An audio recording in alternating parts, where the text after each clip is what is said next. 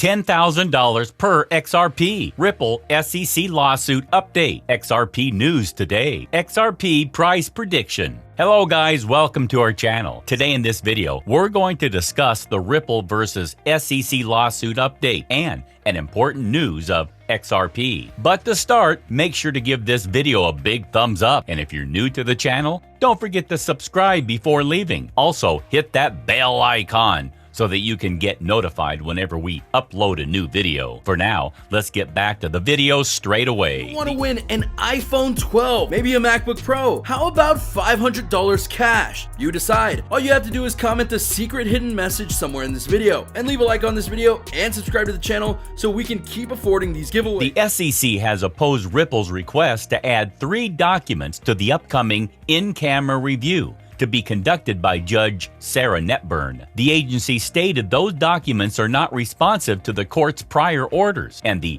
SEC placed the documents on a privileged log only in an apparently futile attempt to avoid disputes. The plaintiff added that said documents reflect deliberations by SEC staff and have therefore been redacted or withheld pursuant to the deliberative privilege process. According to the letter, the SEC said there is no need for the court to review the 3 additional documents, but if it finds appropriate to pierce the privilege and orders an in-camera review, the SEC respectfully requests that it be afforded the opportunity to make a submission explaining its privilege assertion for each of these documents, just as the court did for the documents the SEC has already submitted in camera. The SEC seems to have tried to keep the documents hidden from Ripple, but the team of lawyers detected the descriptions from the belated produced privilege log, which suggests they may be highly relevant to this case. The documents include an email chain concerning discussions with a third party whom defendants understand received guidance from the SEC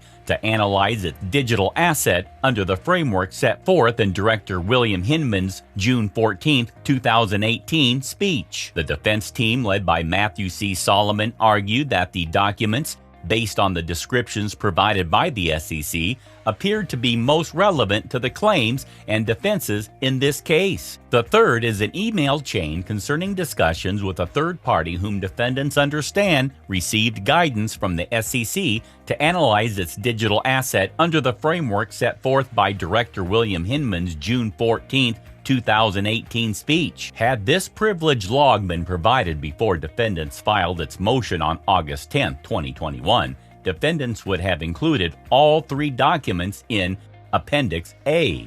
Indeed, if the SEC had provided this privilege log any time in advance of the August 31st hearing, defendants would have asked the court to include these 3 documents in its in-camera inspection. Instead, defendants had to ask the SEC voluntarily to include the documents in the September 14th submission to the court. The SEC filed its brief, ECF number 355, without responding to this request. The next day, the SEC indicated that it would not submit these documents for the court's in-camera review, absent to specific directives from the court. Judge Sarah Netburn will soon be conducting the in-camera review of the SEC's privilege log. It is not clear who the third party mentioned in the log's description is, but any guidance based on the framework set forth by William Hinman's 2018 speech should be irrelevant. Firstly, the document could explicitly prove Hinman's speech was not merely a personal opinion, but the SEC's official policy. This has been a key issue in the lawsuit. The SEC sent an email to a third party telling them to analyze a digital asset using the factors in the Hinman speech, which his speech was just his opinion. I understand now it's the SEC that needs clarity, Attorney Jeremy Hogan commented, pointing out the agency's distractions. Secondly, the guidance provided to the third party might also be relevant to show the SEC's inconsistency in terms of regulatory clarity.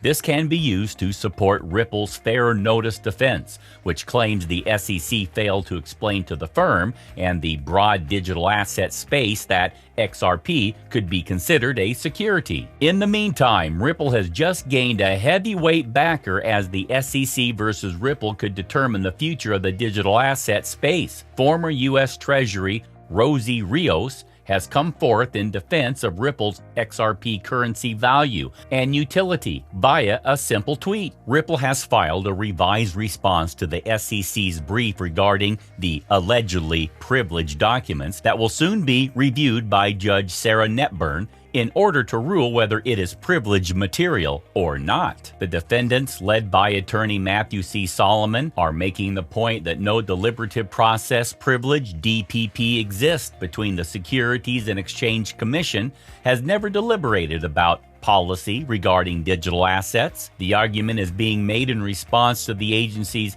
insistence that its officials, namely ex-SEC Director William Hinman, only offered their personal opinions rather than representing the SEC in any deliberation. The revised response was filed a week after Ripple requested the addition of 3 documents the defense found to be highly relevant, particularly the third one, which is an email chain concerning discussions with a third party whom defendants understand received guidance from the SEC to analyze its digital assets under the framework set forth in Director William Hinman's June 14, 2018 speech. The document could explicitly prove Hinman's speech was not merely a personal opinion, but the SEC's official policy. This has been a key issue in the lawsuit. The SEC sent an email to a third party telling them to analyze a digital asset using the factors in the Hinman speech, which speech was just his personal opinion. I understand now it's the SEC that needs clarity, Attorney Jeremy Hogan commented, pointing out the agency's contradictions. The mentioned document may be the evidence Ripple was looking for in its aims to prove the SEC lied about the nature of its deliberation. Ripple's attorneys are placing the SEC between 2 options. Its officials' view on digital assets, including Hinman's speech, are only personal opinions, which means there is no deliberative process privilege case to be made. Its officials' views were policy. There is a DPP case to be made, but Hinman's speech and other officials' views can be used as evidence against the SEC in the lawsuit. It also sees that a memorandum by the SEC's Division of Corporation Finance relating to a legal analysis of XRP circulated amongst certain SEC individuals on June 13th, the day before Hinman's speech. Attorney Jeremy Hogan commented on the legal analysis and said that there can only be one of 3 things. 1, XRP is not a security. Enough said. 2, XRP is maybe a security. This is fair notice gold. 3, XRP is a security. If so, why try so hard to hide the analysis? Judge Sarah Netburn will be the one making the ruling regarding the privilege issue, but the SEC has already been ordered to hand over many of those documents to Ripple's attorney, and despite the judge's orders, the agency refuses to do so. This is the SEC's last chance, and it looks quite bleak for the plaintiff.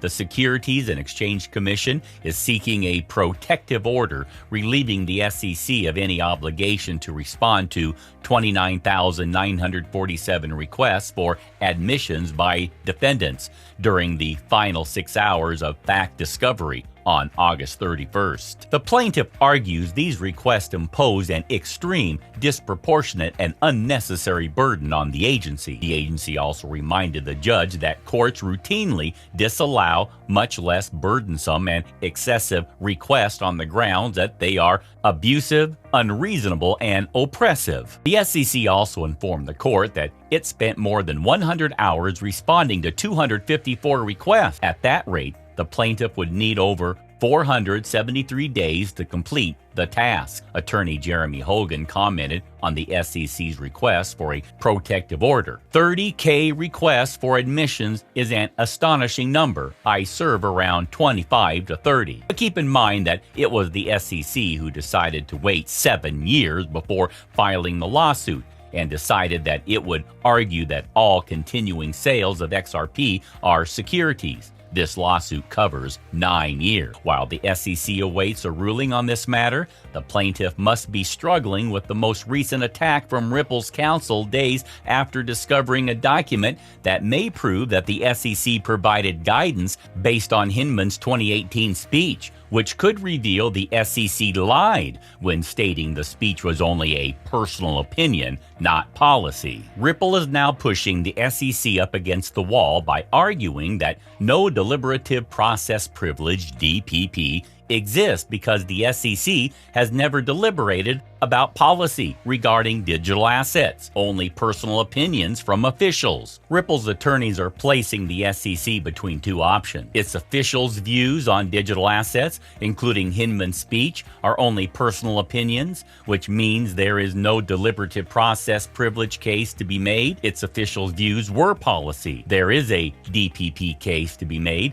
but Hinman's speech and other officials' views can be used as evidence against the SEC in the lawsuit. Outside the court, Ripple has provided feedback to Senator Toomey as the U.S. Senate prepares to review blockchain and crypto laws. In sum, the XRP proposes a regulatory framework that encourages innovation sandboxes for crypto and increases public-private collaboration. Ripple also suggested the Senate to consider existing legislative efforts, particularly the Securities Clarity Act, SCA, and the Digital Commodity Exchange Act, DCEA. Senator Toomey has recently tweeted that China's authoritarian crackdown on crypto, including Bitcoin, is a big opportunity for the U.S. It's also a reminder of our huge structural advantage over China. Beijing is so hostile to economic freedom, they cannot even tolerate their people participating in what is arguably the most exciting innovation in finance in decades. Economic liberty leads to faster growth and ultimately a higher standard of living for all. That's it for today, guys. We'll see you next time. Until then.